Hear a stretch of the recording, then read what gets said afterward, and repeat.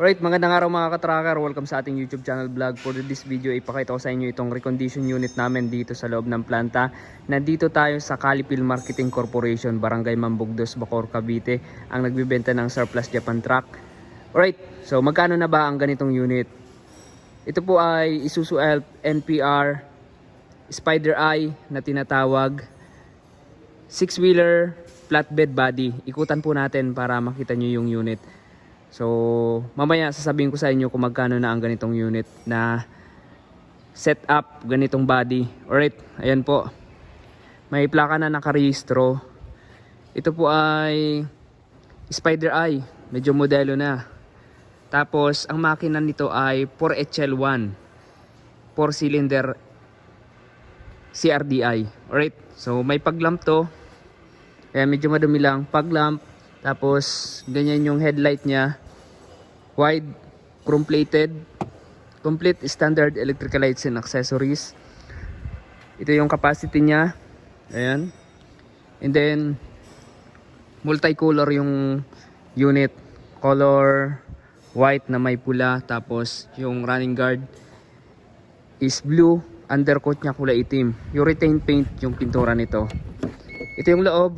Malinis. Ka-upholstery yung mga upuan, naka-floor matting. Right. And then brand new dashboard na. Ayan, 6-speed manual transmission, maganda yung shifter knob nito. Ayan. Brand new po. Brand new rin yung radio, pinalitan.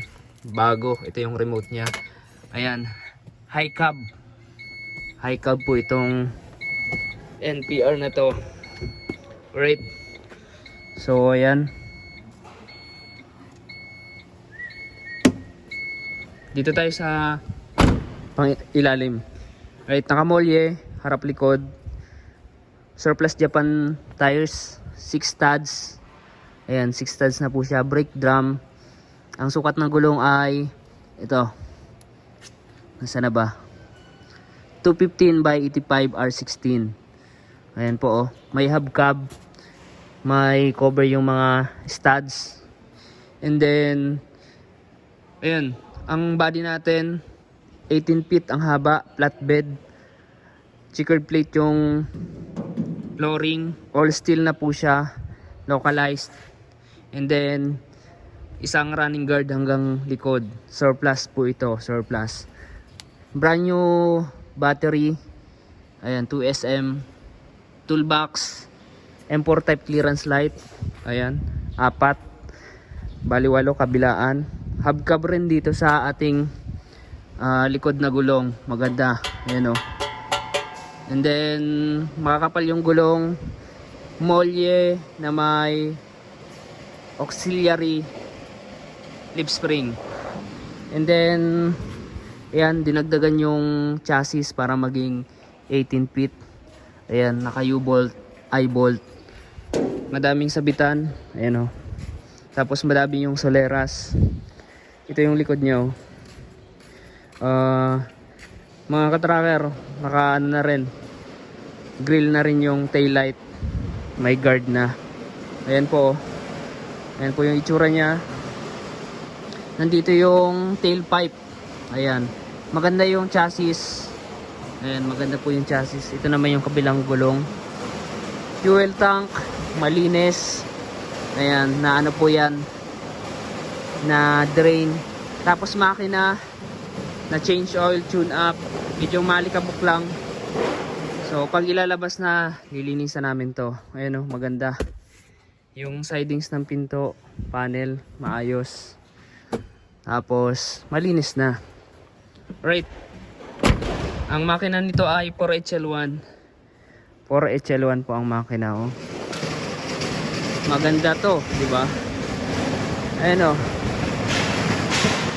Maganda mga ka-tracker. 4HL1. Ayan. LPR pala to, hindi NPR. LPR. Hindi siya NPR, pero wide siya. Ayan o. Dito mga ka-tracker sa aming company, ang mode of payment po namin ay meron kaming cash and financing. Pag cash, and down kayo ng 10% or 50%, kapag ilalabas niya na yung unit sa kanyo, i-full payment kasi yung mga unit po na available po namin is as is condition. Alright mga ka-tracker, magkano na ba ang ganitong unit? Ito pong unit na to ay nagre-range na ng 1.3 million pesos. So pwedeng bumaba, pwedeng tumaas, depende po sa specs at sa mga additional mga ka-tracker. Alright, so nakadepende sa actual unit yung presyo. Kaya pag pumunta kayo dito, kapag nakapili kayo tapos kung ano yung papagawa nyo, saka natin papapresyuhan. Alright, so sana ay may natutunan kayo sa ating vlog na ito, at kung nagustuhan nyo to, paki-like, share at mag-subscribe na sa ating YouTube channel. Paki-follow rin ang ating FB page, TikTok account. Alright, so kung may tanong po kayo, pwede po kayong mag-comment sa baba or mag-message sa ating FB page sa mga gusto mag-inquire. Alright, maraming salamat. God bless. Bye-bye.